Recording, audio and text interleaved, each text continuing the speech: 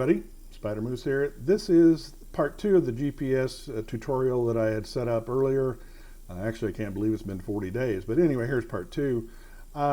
This is going to be from two perspectives. One is going to be if you're riding the Spyder and you're using the Spyder dash, you really don't have too many options. Your options are either Genius Maps, Reaver, or Cygic. Eat, Sleep, Ride motorcycles I've not played with. The thing I don't like about this one and Reaver is they're primarily social networking, and I've got enough social networking. I don't need it additionally on my bike, and I don't want to have to worry about any of that stuff when I'm on the bike, from that perspective. So your two choices are really, if you're going to use them on the dash, your choices are either Genius Maps or Cygic, in my mind. Your opinion might vary.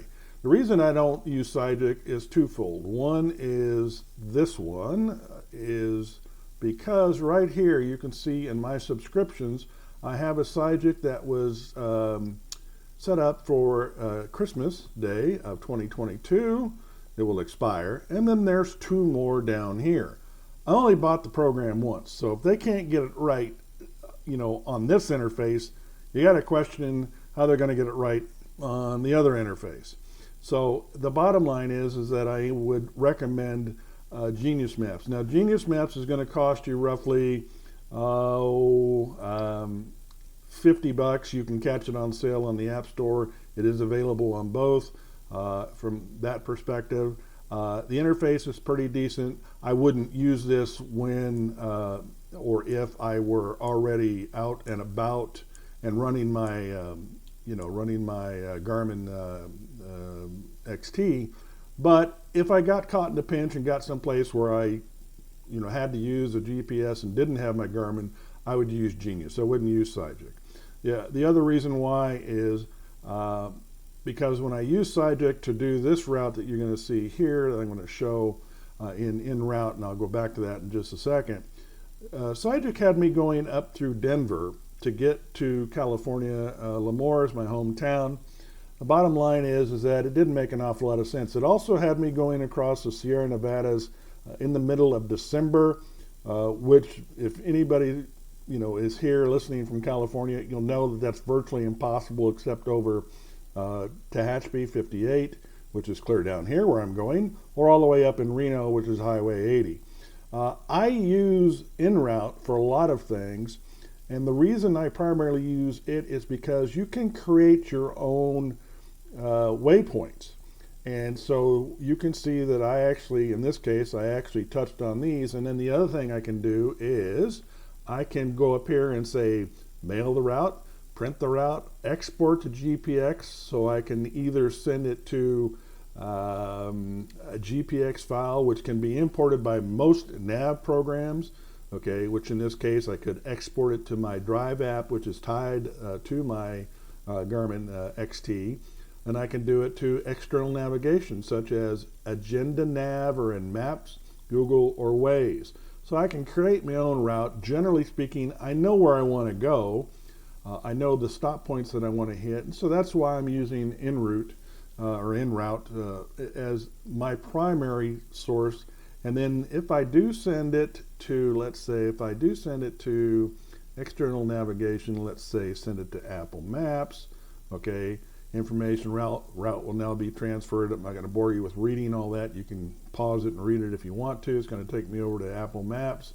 There's my whatchamacallit coming up right there telling me what to do. And here it tells me to the first route. My first point that I had on the InRoute is 7 hours and 26 minutes. Okay, or I can go this way and go 8 hours and 26 minutes. When I get there, then I can scroll down and I can hit the next portion of it. From that perspective, once I'm there, it will allow me to hit the next one, and it will just roll to the next waypoint. So Apple Maps and Google Maps does basically the same thing. It reads this signal from InRoute, and translates it. I can also transmit it to done. Okay, I can also send it to export GPX to a local iCloud or otherwise, and say send it to my Drive application. GPX file received just that fast. It will say go from here to the next location and say send it, and it will send it to my Zumo XT, and the next time I connect to my Zumo XT, it will automatically send that GPX file to the Zumo so that the route is already done.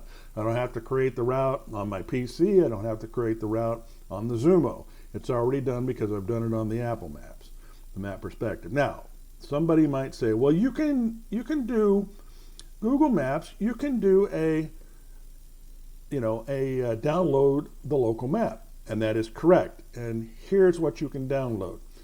If you're going to use Google Maps as your primary map, or even Waze, because Waze is using Google Maps, to the best of my knowledge, you're going to get limited to what you can download. The phone will generate the GPS signal, excuse me, but you're only going to be limited in this area here, which is not much more than 100 square miles. Now, you can shrink this and download a huge map.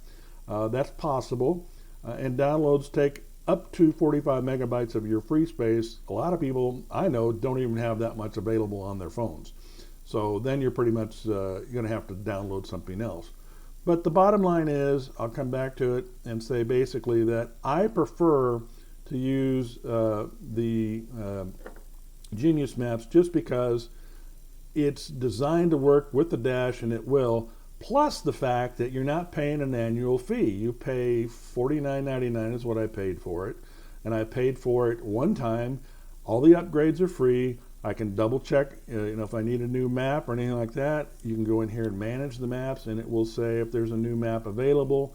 You can do just portions of it. You can also, for that same $49.99, you can get Europe, and you can get South and Central America, and you can get Mideast Africa, and you can get Asia Pacific. For $49.99, you get all those maps, and see how it's saying it's free. That's because I did pay for it. So it's the best value, and you don't have to repeat, buying a subscription. So it's a, buy it and forget it kind of a thing, and it's always there. I hope you got something out of this. I hope you enjoyed it. And like I said before, you can use TomTom Go, or you can use Reaver, or you can use, if you're going to use your phone by itself, MapQuest is another favorite. Navigator is another one that has downloadable maps.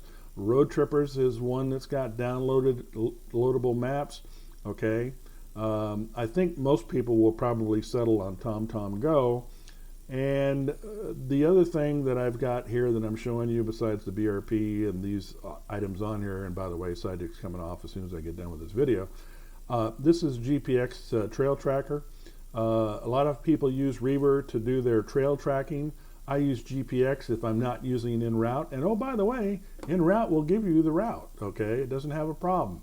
You can actually sit there and say, okay, I have to have a route in place, but it'll give you turn-by-turn directions, the whole 9 yards. The other reason why I kind of like this is from a perspective of, charts. It gives you elevation, it gives you temperature across whatever the route would be, and you can see that across the 1,278 miles that this thing is basically scheduled, it's more like 1523. You can see the temperature. You can change this from temperature to precipitation. You can see where it's going to rain. That's pretty handy. Unfortunately, as I mentioned, I believe before, it only works on iOS. It does not have, to my knowledge, it does not have a Android equivalent. Well, hopefully you got something out of this. This was part 2. If you got any questions, feel free. I'll put my email up if you don't like asking questions on the video. My email address is dfwspidermoose@gmail.com. You can always catch me there, and I do respond to emails, and just appreciate nobody sharing it, which I don't think anybody would do in that perspective. But I hope you enjoyed it. Please give it a like. Please subscribe, and don't forget, I've got a contest coming up. Think about what color the bike is, and you'll come up with the ideas when I'm going to announce the contest. Hopefully you do anyway. All right, thanks. Have a great day.